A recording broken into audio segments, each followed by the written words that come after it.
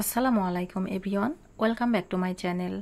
আশা করছি যে যারা অবস্থান থেকে অনেক ভালো আছেন এবং সুস্থ আছেন। আজ আপনাদের তৈরি করে দেখাবো টাকি মাছের ভর্তা রেসিপি। ভর্তাটি আমি কাঁঠালের বিচি এবং কচু পাতা দিয়ে তৈরি করব। আশা করছি আজকের এই ভর্তা রেসিপিটি আপনাদের কাছে অনেক ভালো লাগবে।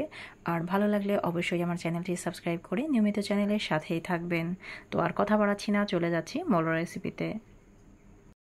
এখানে আমি বড় সাইজের টাকি মাছ ধুয়ে খুব ভালোভাবে পরিষ্কার করে নিয়েছি কাঁঠালের বিচি, আলু, পেঁয়াজ, রসুন এবং কাঁচামরিচ। সবগুলো উপকরণকে আমি কেটে ধুয়ে পরিষ্কার করে নিয়েছি। মাছটি মাখিয়ে নেওয়ার জন্য দিচ্ছি লবণ, সামান্য পরিমাণ হলুদের গুঁড়া। এখন খুব ভালোভাবে এটাকে মাছের সঙ্গে আমি মিক্সড করে নিচ্ছি। মাছটি অনেক বড়, সেজন্য এভাবে কেটে নিয়েছি। এমনভাবে কাটতে হবে যেন কাঁটাটি একদম কাঁটা বরাবর বিঁধে যায়। তো এটাকে খুব ভালোভাবে আমি মাখিয়ে নিলাম। দেন কড়াইয়ে পরিমাণ মতো তেল দিয়ে তেলটি গরম হয়ে গেলে আমি এখন মাছটি ভেজে নেব। এপিট ওপিট করে দুপিটি আমি লাল লাল করে ভেজে নেব। যে কোনো ভর্তায় যদি মাছ ভেজে আপনারা তারপর সেদ্ধ করে ভর্তা করেন তাহলে সেটা খেতে খুব মজা লাগবে।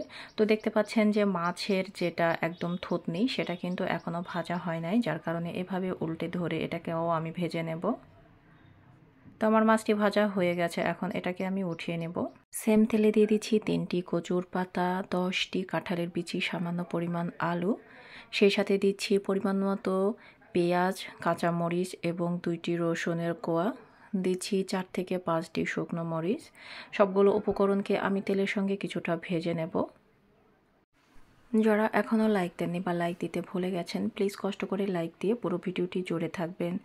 দিচ্ছি সামান্য পরিমাণ হলুদের গুঁড়া এবং সামান্য পরিমাণ আস্ত জিরা। আমি আবারও কিছুটা নাড়াচাড়া করে নিচ্ছি।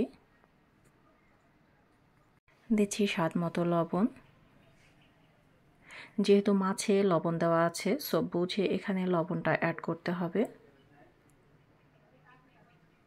তো এখন আর কোনো প্যানে কোনো তেল নেই, এখন দিয়ে দিচ্ছি পরিমাণ মতো পানি। সবগুলো উপকরণ যেন ভালোভাবে সেদ্ধ হয় সে অনুযায়ী আমি এখানে পানি অ্যাড করছি। এখন দিয়ে দিব ভেজে রাখা মাছ। এখন ঢাকনা দিয়ে ঢেকে পুরো পানি টেনে আসা পর্যন্ত অপেক্ষা করব। ফিরে আসলাম কিছুক্ষণ পর। দেখতে পাচ্ছেন যে মাছের এক পিঠ সেদ্ধ হয়ে গেছে। এখন আরেক পিঠ সেদ্ধ করার জন্য আমি উল্টে নিচ্ছি।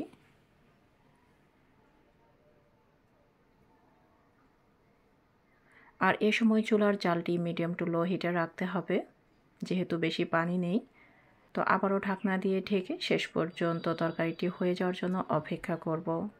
মাছ এবং সবজি সেদ্ধ হয়ে গেছে, এগুলো একটি সার্ভিং প্লেটে আমি উঠিয়ে নিচ্ছি। দেন মাছটি থেকে আমি কাঁটাটি সরিয়ে রাখবো। তো মাছটি অনেক গরম, যার কারণে আমি কোনোভাবেই মাছটি খুলতে পারছিলাম না। সো কিছুক্ষণ পর আবারও আমি ট্রাই করতেছি। তো দেখতে পাচ্ছেন যে মাছ থেকে কিভাবে আমি মাংসগুলো বের করে নিচ্ছি। যারা আজকে প্রথম আমার চ্যানেলে প্রবেশ করেছেন বা আমার ভিডিওর কোনো অংশ যদি ভালো লেগে থাকে, তাহলে প্লিজ আমার চ্যানেলটি ভালোবেসে সাবস্ক্রাইব করে নিয়মিত চ্যানেলের সাথেই থাকবেন। তো সবগুলো অংশ আমার বের করা হয়ে গেছে, আর দেখতে পাচ্ছেন পুরো কাটা মাছের পুরোটাই রয়েছে। এটাকে আমি ফেলাই দেব।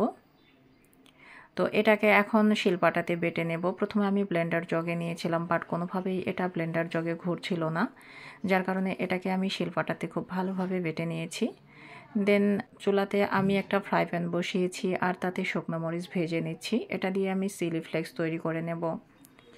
তো ভর্তাটি আমার হয়ে গেছে, আর এর ভেতরে দিয়ে দিচ্ছি সরিষার তেল, দিচ্ছি চিলি ফ্লেক্স। আমার এখানে ঝালের পরিমাণ কম মনে হয়েছে, যার কারণে এভাবে আমি চিলি ফ্লেক্স দিয়েছি। দিচ্ছি একটি লেবুর অংশ। এতে করে খুব সুন্দর একটা স্মেল পাওয়া যাবে। আবার অনেকে কচুর পাতা খেতে পারে না, গলা ধরে, এরকম অনেক কথা শোনা যায়, বা অনেক পাতা আছে যেগুলো গলা ধরে, যার কারণে এখানে লেবুর একটা অংশ আমি দিয়েছি। তো খুব ভালোভাবে এটাকে আমি মিক্সড করে নিচ্ছি, তেল, লেবুর রস এবং চিলি ফ্লেক্স।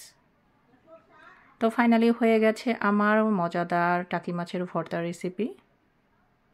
আমি কিছুটা জুম করে দেখাচ্ছি যে লুকিংটা কতটা সুন্দর এসছে।